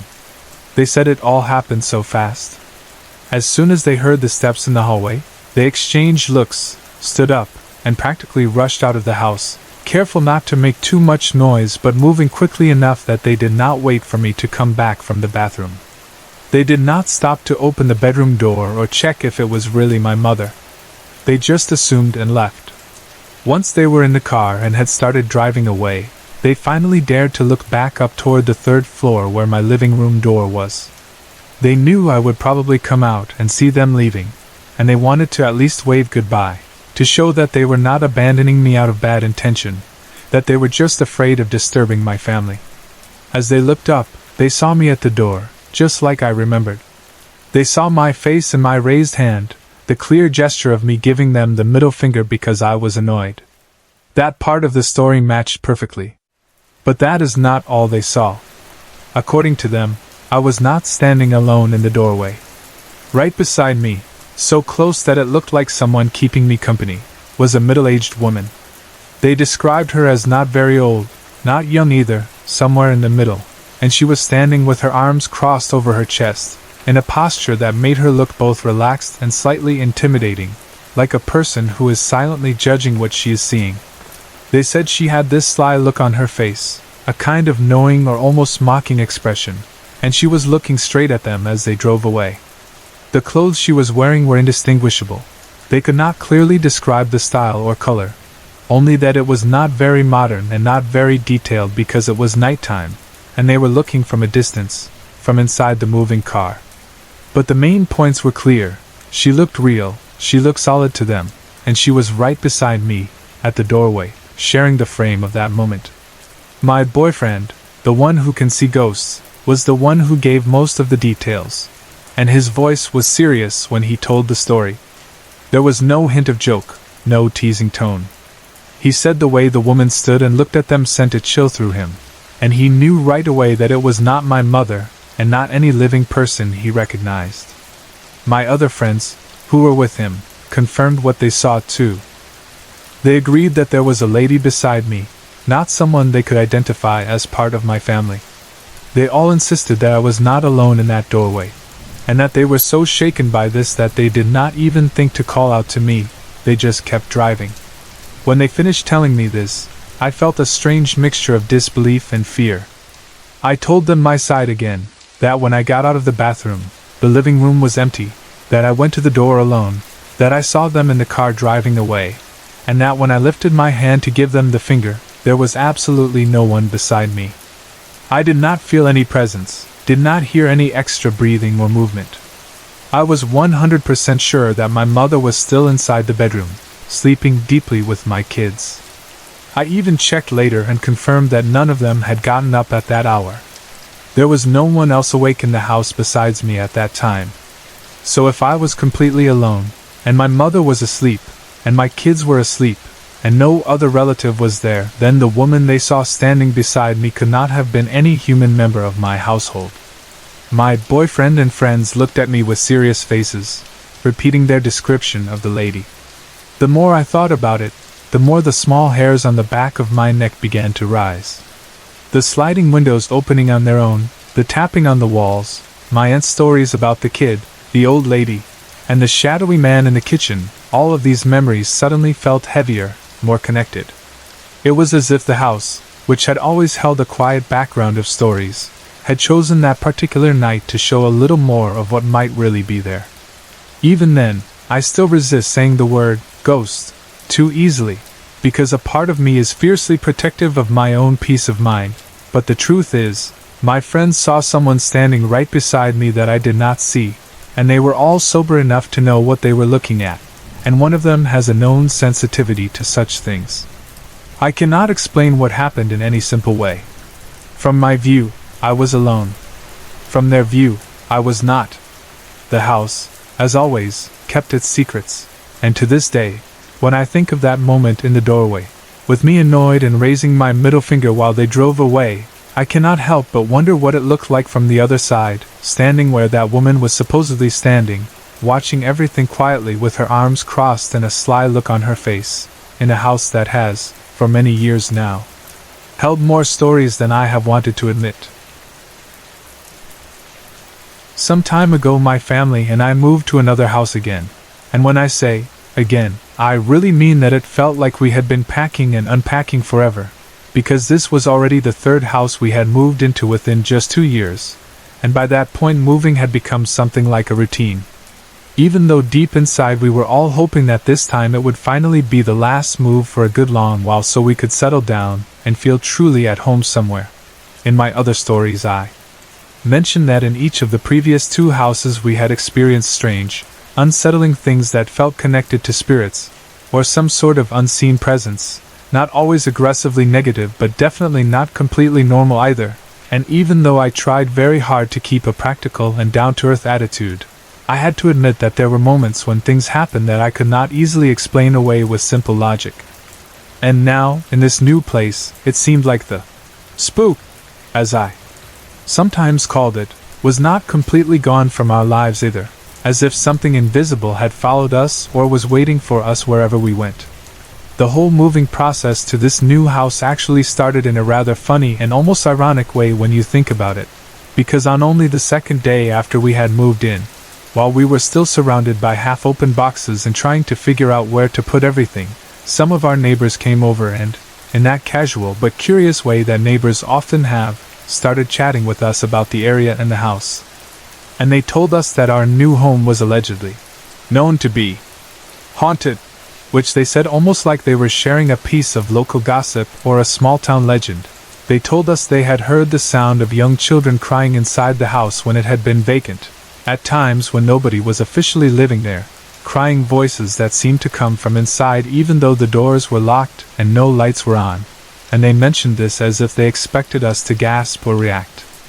But instead of getting scared, I rolled my eyes inside my own head and thought, oh gosh, because I knew that many people in that area were extremely superstitious and liked to talk about ghosts and curses and unlucky places.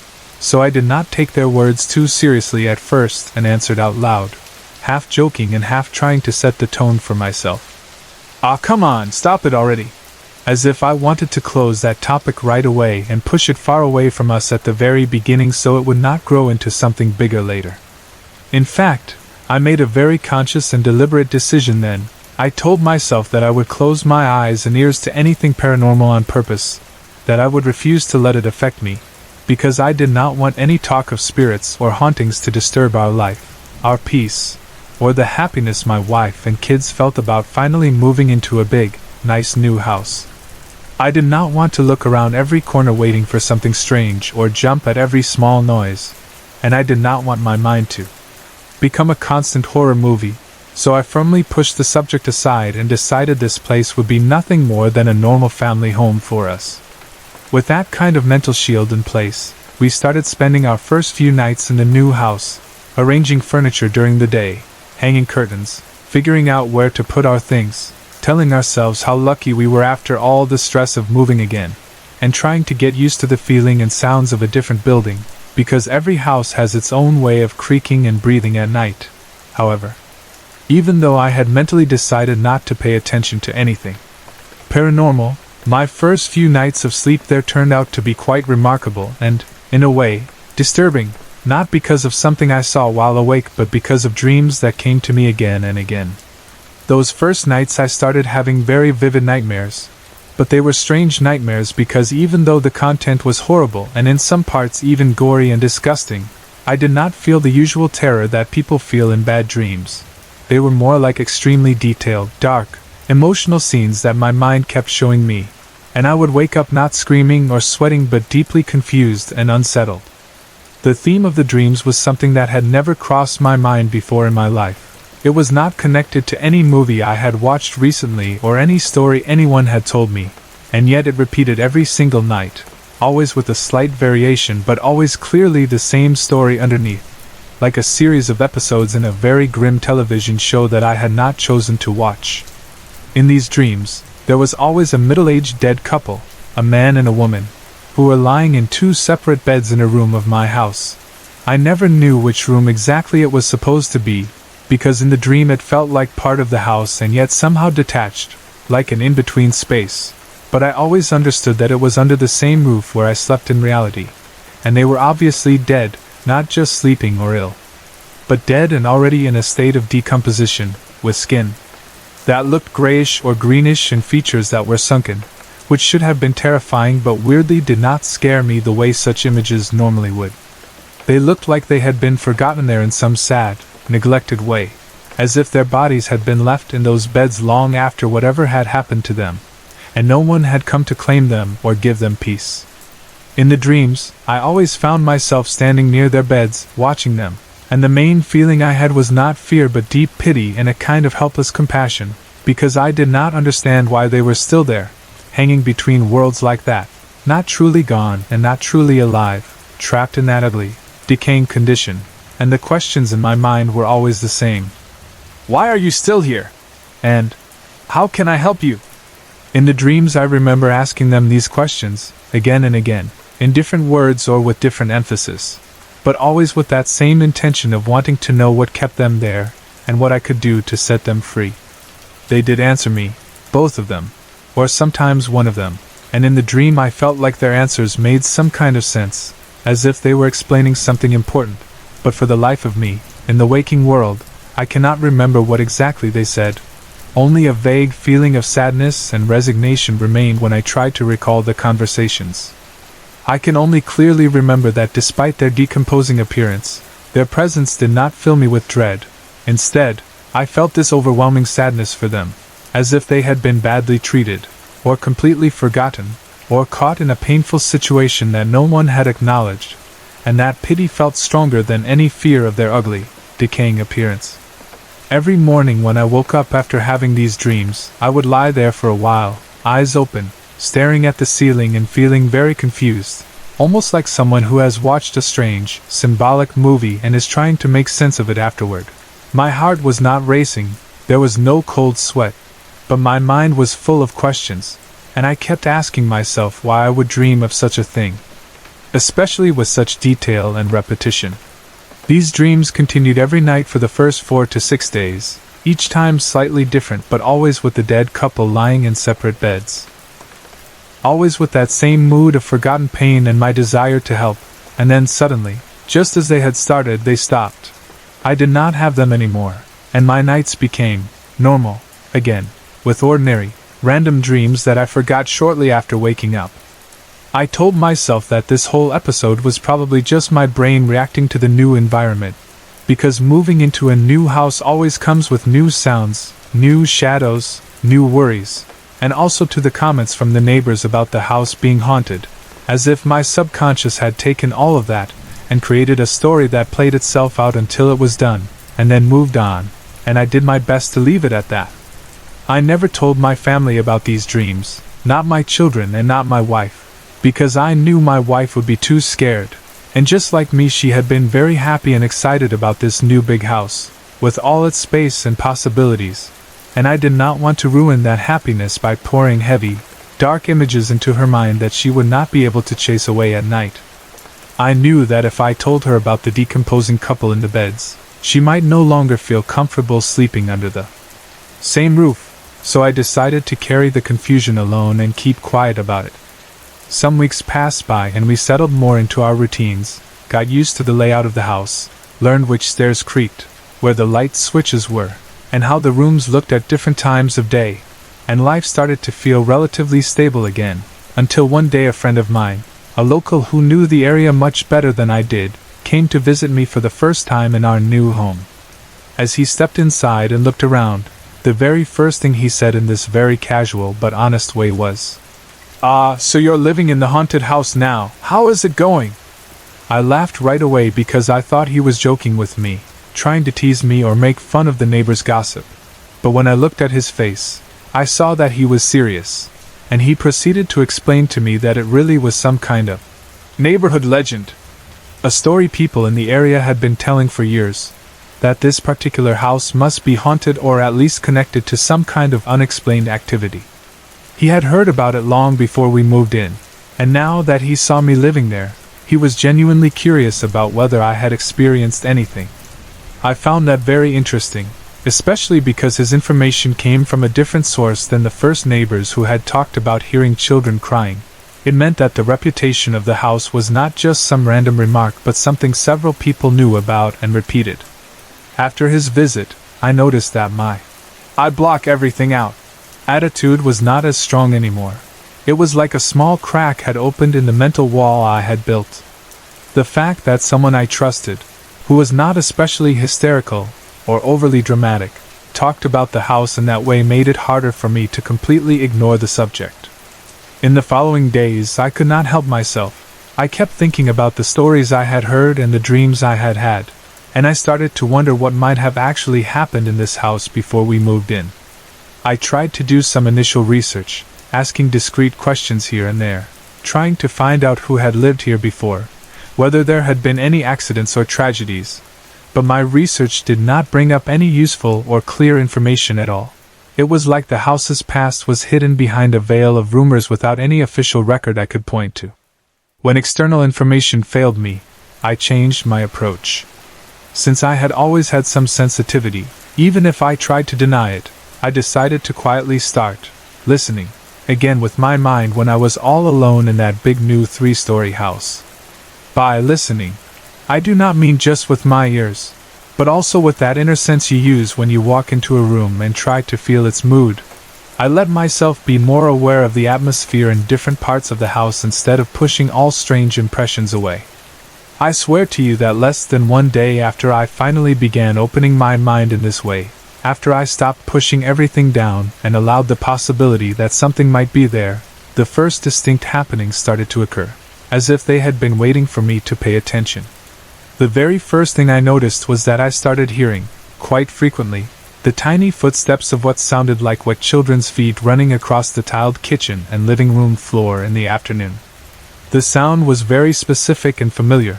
It was exactly like when my own small children come back inside from the swimming pool or from a shower, their bare feet still wet, slapping lightly but audibly on the tiles as they run or walk quickly, leaving little damp footprints behind them.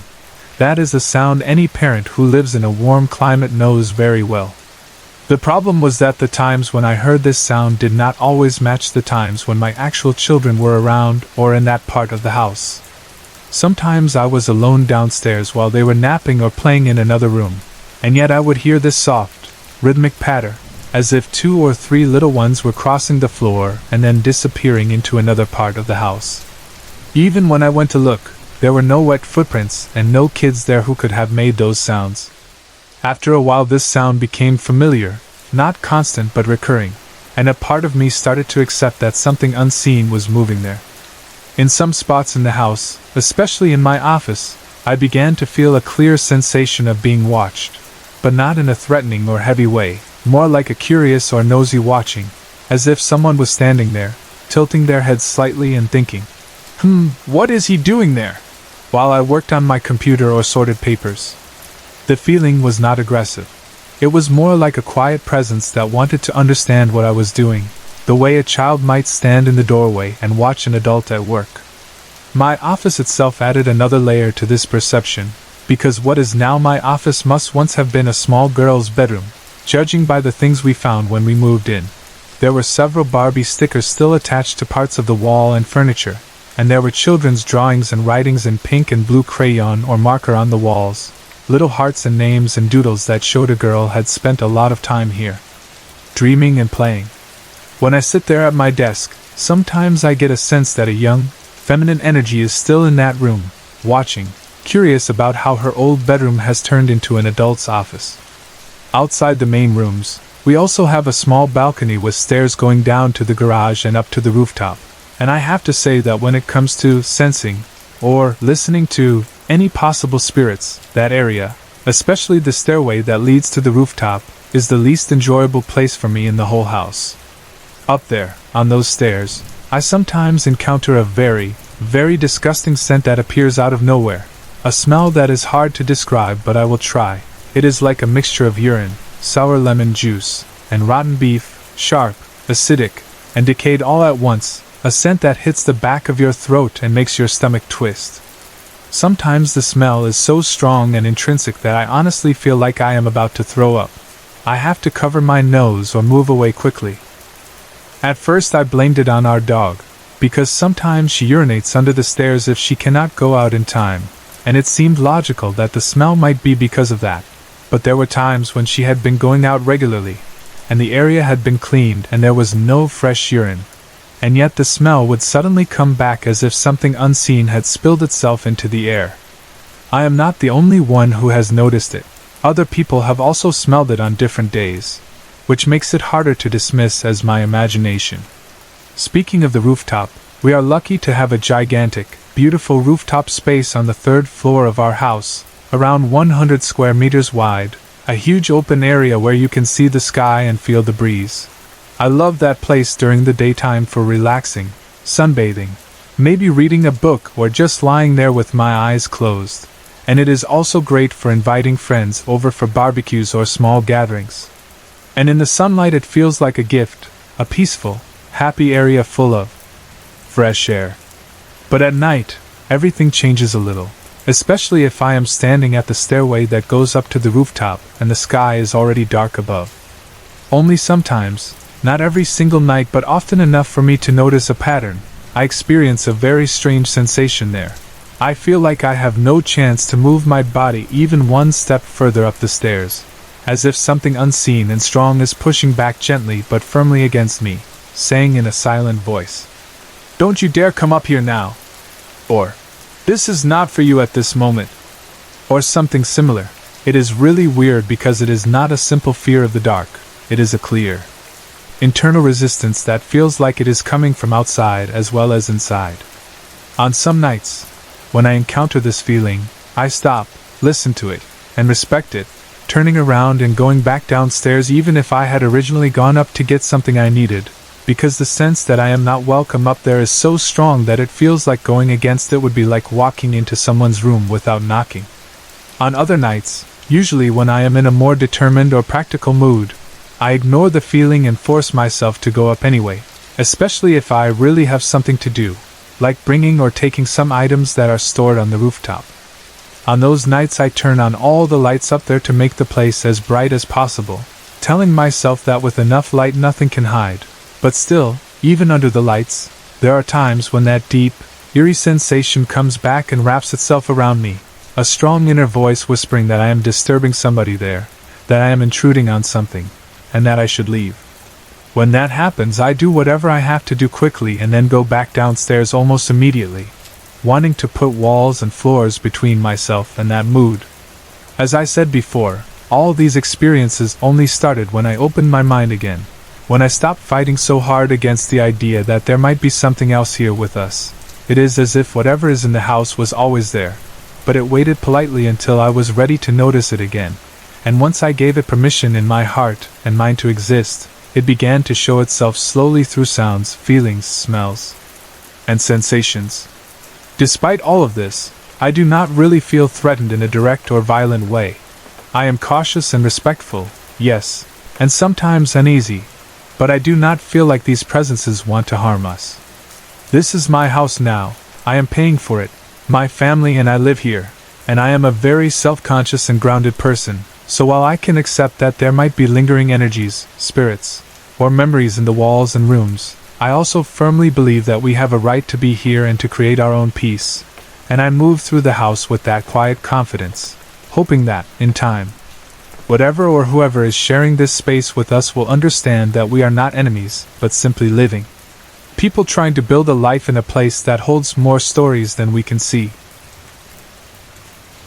Most of the strange and unexplained things I have experienced in my life happened in my grandmother's old house in Paranak, and whenever I think about that place, it feels like a mix of fear, nostalgia, and a strange kind of warmth, because even though so many creepy things happened there, that house was also the center of my childhood, my adventures with my cousins, and many moments that shaped who I am now. When I was younger, I was the kind of child who always looked for adventure, who wanted to explore every corner, climb every stair, peek into every dark space, and because of that I ended up seeing and feeling things that quieter children might have missed.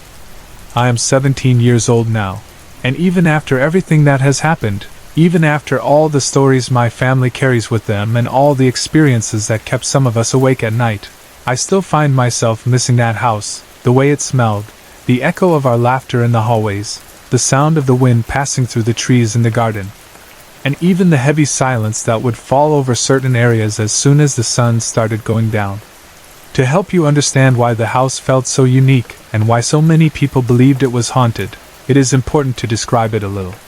The house was one of the first houses built in that village and had been there long before many of the other homes were even thought of. It was already standing when most of the streets were still quiet and empty, and over time the village grew around it. By now it is probably more than 35 years old, maybe even older, and you could feel that age in its walls, in the way the floors creaked in certain places, and in the old-fashioned design of its rooms and corridors. My grandmother bought it when she was still young, full of energy and plans, and my mother lived there too, long before I was born, even when she herself was a teenager.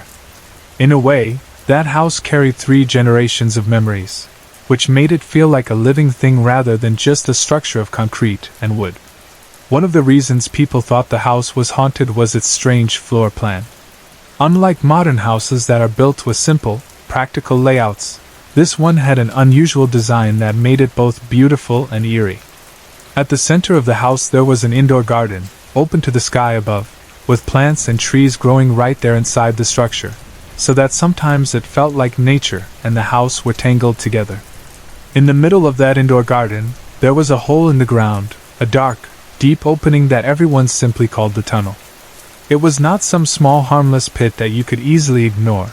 It was a real opening that seemed to lead somewhere unseen, and because it was right at the heart of the house, almost like a wound or a hidden mouth, it naturally became the focus of many of the rumors and fears about the place.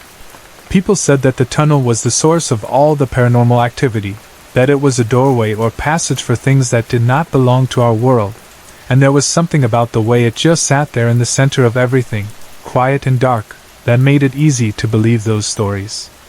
The garden itself was another reason the house felt more like a haunted place from a storybook than a simple family home. It was so big that it sometimes seemed less like a garden and more like a small forest right in the middle of our living space. There were many trees, and the one that everybody remembered most were the mango trees. Their branches spread wide, their leaves thick and green, creating patches of shadow even when the sun was bright overhead. The ground had many ant hills too, small mounds of earth with tiny red or black ants moving constantly, as if the land was always alive with crawling life. When you stood in the garden and looked around, with the tall trees above you and the tunnel beside you, it was easy to imagine that you were no longer inside a house but in a wild piece of nature that had decided to grow right through the cement. Because of all this, the tunnel in the middle of the garden became the most feared but also the most fascinating part of the house. Everyone in the family knew it was there, and everyone had their own private thoughts about it. Some of my relatives avoided walking near it, choosing to stay closer to the path that led around the garden instead of cutting across it.